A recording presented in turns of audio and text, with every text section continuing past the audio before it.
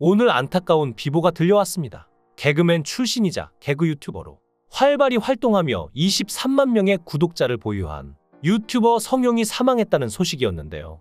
영상 조회수도 높고 여기저기 출연하며 인지도를 점점 높여가던 그가 갑자기 죽음을 선택하자 많은 이들이 도대체 이게 무슨 일인지, 어쩌다가 이렇게 됐는지 의아한 상황인데요. 그의 팬들은 장례식장에 다녀오며 마지막 영정사진까지 환하게 웃고 있는 성룡을 보고 눈물을 참지 못했습니다. 늘 대중에게 웃음을 주는 역할이었던 그의 마음속에 어떤 어둠이 있었기에 이런 결과가 발생할 수밖에 없었던 것일까요? 성룡은 1989년생으로 어릴 때부터 외아들로 태어나서 혼자 있는 시간이 많다 보니 외로운 나머지 초등학생 때부터 장난도 많이 치고 짓궂은 성격이었습니다. 그만큼 누군가를 웃겨주는 일에 희열을 느꼈으며 여학생을 포함하여 남녀노소 가릴 것 없이 인기가 많은 유머러스한 학생이었죠. 그러다 개그맨을 희망하며 김대범 소극장, 갈갈이홀, 윤영빈 소극장 등 여러 개그 극단에서 활동했는데요.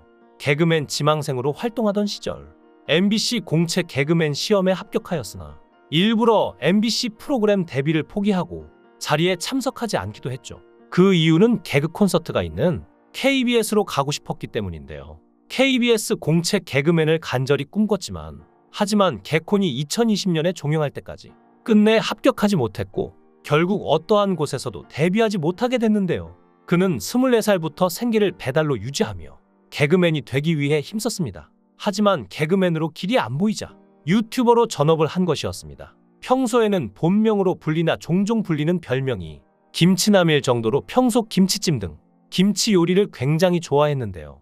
김치 없이는 못 사는 중독 수준이었죠. 이 때문에 대국민 토크쇼 안녕하세요에 김치를 모든 음식에 섞어 먹는 김치 중독남으로 출연한 적이 있는데요. 사연을 보낸 친구가 김치를 매우 싫어하게 된 계기라고 했을 정도로 김치를 좋아하죠. 이날 촬영장에서 직접 김치 토스트를 먹는 시범을 보였는데 식빵에 딸기잼을 바르고 그 위에 김치를 넣어 맛있게 먹었고, 호기심에 김치 토스트를 먹은 정찬우와 김태균, 인피니트 성열 등은 모두 맛있다고 감탄했습니다. 방청객들 또한 모두 감탄하여 뿌듯해했다는데요. 그 외에도 김치 시리얼, 아이스크림에 김치를 토핑해서 먹었는데 당시 시리얼로는 최초 시도라서 그런지 맛이 별로인 듯한 반응들이었죠. 아쉽게 우승에는 실패했으나 성룡은 자신이 최초로 공중파 방송에 출연한 방송이기에 시간이 날 때마다 그 방송을 돌려보며 개그맨 데뷔 실패에 대한 아쉬움을 달래기도 했습니다. 애연가이면서 애주가이기도 한데 술을 마신 다음 날엔 잘 일어나질 못해서 자는 동안 타 유튜버들에게 몰카를 많이 당했습니다. 술부심이 있으나 김그라한테 술 내기를 져서 쓰리콤보 정철욱의 집에 업혀가는 영상이 있으며 정철욱의 신혼집에 있는 비싼 매트리스에 토를 한 적이 있을 정도로 술버릇은 그렇게 좋은 편이 아니었습니다. 하지만 여기서 그의 개그 감각을 볼 수 있는데, 성룡이 동료들의 집에 가면 자꾸 비싼 팬티를 입고 집에 가버리는 바람에 유튜버 동료끼리 남의 집에 가면 자연스럽게 팬티를 훔쳐서 입고 가는 문화가 생겼다고 하는데요. 심지어 둘기 고향 집에 함께 갔다가 둘기 아버지의 팬티를 입고 상경한 적도 있죠. 사소한 것에서 웃음 포인트를 찾고 소위 말하는 유튜브 각을 만드는데 천부적인 재능이 있는 유튜버였습니다. 하지만 그의 내면에는 아픔이 있었죠. 결국 그토록 원했던 개그맨의 타이틀을 달지 못하고 개그맨 지망생으로만 남았다는 것인데요. 개그맨을 목표로 한 사람은 보통 수년, 때로는 수십 년을 준비하고 노력합니다. 하지만 그 긴 시간 동안의 노력이 결실을 맺지 못했을 때 자신의 시간과 에너지를 모두 낭비한 것처럼 좌절감에 빠지기도 하죠. 실제로 10년 동안 여러 오디션과 공연을 거쳤던 이 씨는 40대가 되어 결국 개그맨의 길을 포기하게 됐는데요.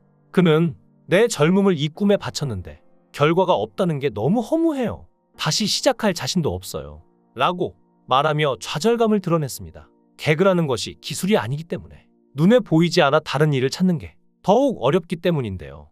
그래서 오랜 기간 개그맨을 목표로 했던 사람은 이 길이 실패로 끝났을 때 새로운 진로를 선택하는 데 큰 두려움을 느낍니다. 그동안 다른 분야에서의 경험이 부족하다 보니 무슨 일을 해야 할지 막막해지는 것인데요.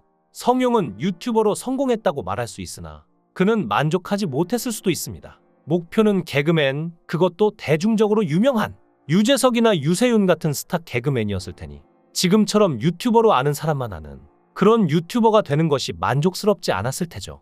실제로 개그 콘서트가 폐지된다는 소식이 들렸을 때 많은 개그맨 지망생들이 좌절했는데요. 개그맨 지망생 서유기는 고등학교 때부터 개그맨의 길을 꿈꾸면서 수년째 대학로와 홍대 소극장에서 무대 경험을 쌓고 개그맨으로의 역량을 강화하고 있었습니다. 그는 개그 콘서트 무대에 오르겠다는 꿈을 위해 지속해서 KBS 개그맨 공채 시험을 준비했는데, 하지만 1년에 한 차례씩 뽑던 KBS 공채 개그맨은 2017년부터 2년에 한 번으로 선발 횟수를 줄였고 결국 공채를 뽑지 않고 폐지 수순을 밟았죠. 특히나 개그 소극장 같은 경우에는 관객이 필수적이지만 공연 특성상 관객과의 거리가 가깝고 관객과 함께하는 무대들이 많아 코로나의 영향을 피해가지 못했습니다. 공연이 없다 보니 수익이 없어 경제적으로 힘들어질 수밖에 없다고, 또 소극장이 개그 콘서트와 같은 무대로 진출하기 위한 교두보 역할을 했는데 이마저도 힘들게 된 것이죠. 최근 KBS는 5년 만에 개그맨 공채를 선발하며 13명의 개그맨을 뽑았는데요. 2017년 우차사를 폐지한 SBS는 2016년 공채 16기를 마지막으로 신인 개그맨을 뽑지 않았고, MBC는 2013년 20기를 이후로 공채를 중단했죠. 코미디 빅리그 그 역시 공채를 뽑지 않고 특채로 몇 명만 채용을 했고, 이마저도 코미디 빅리그가 폐지하며 갈 데가 없어진 상황입니다. 1990년대까지만 해도 방송국은 탤런트와 개그맨 공채를 활발히 진행했죠. KBS는 슈퍼 탤런트라는 이름으로 연기자들을 선발했는데 현재 활발히 활동하는 송유나, 김남주, 차태현 등이 뽑히기도 했습니다. 방송국 신인 공채는 스타의 등용문으로 여겨졌지만 2000년 이후 채널이 늘어나고 미디어 환경이 변했고 매니지먼트사의 힘이 세지면서 방송국에서 연기자를 뽑는 방식은 점차 사라졌죠. 하지만 배우 지망생들은 영화 드라마, 오디션을 보면서 데뷔 기회를 노렸지만 개그맨들의 TV 데뷔 방법은 사실상 사라진 것인데요. 예능 프로그램에서 출연자를 오디션으로 뽑는 경우는 없으니 개그맨들이 어떻게 얼굴을 알릴 수 있을까요? 개그맨 지망생 김정우는 공채가 없으면 개그맨 지망생이 TV 데뷔하기는 정말 힘들다며 준비하는 친구들도 현재는 대부분 극단 생활을 하거나 개인 방송 쪽으로 많이 빠져 있다고 말했는데요. 그 역시 탈락하면 개인 방송을 준비할 것이라고 했죠. 예능의 흐름이 공개 코미디에서 버라이어티로 흘러가면서 개그 콘서트의 힘도 약해졌는데요. 한때 30%를 웃돌던 시청률은 현재 2%대 수준이죠. 하지만 지망생들은 그럼에도 공채 타이틀이 중요하다는데요. 또 다른 지망생 이원우는 지금이 1인 미디어 시대인 것은 사실이지만 개인 방송을 해도 KBS 공채라는 타이틀이 없으면 개그맨이라고 말하기 어려운 느낌이 들고, 같은 방송국 출신인 개그맨들끼리의 친분에 끼어들 수 없으니 유명한 사람과 작업하기가 힘들어 더욱 유명해지는 게 남들보다 어렵다고 했죠. 유튜버 성용이 영상 속에서 항상 밝고 유쾌한 모습으로 많은 사람들에게 웃음과 감동을 선사했지만 그에게는 개그맨이 되지 못했다는 슬픔이 생각보다 컸을지도 모릅니다. 이제 그를 다시는 볼 수 없겠지만 그의 따뜻한 마음과 코미디는 우리 모두의 기억 속에 오래 남아있겠죠. 그가 남긴 웃음과 기억은 우리 마음속에 영원히 남을 것입니다. 이제 아무 걱정도 고민도 없는 곳에서 편안히 지내시길 간절히 기원합니다. 삼가 고인의 명복을 빕니다.